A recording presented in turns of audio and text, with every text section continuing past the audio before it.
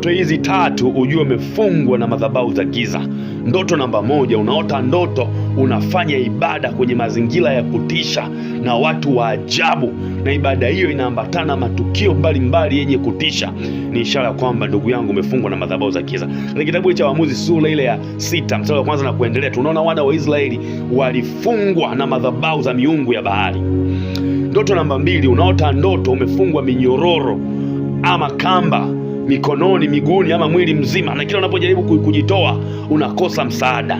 Hiyo ni ishara kwamba umefungwa na madhabahu za giza. Katika kitabu cha Zaburi 18 mstari wa 5, maandiko matakatifu yanasema ya kwamba kwa maana kamba za kuzimu zilinizunguka na mitego ya mauti ilinikabili.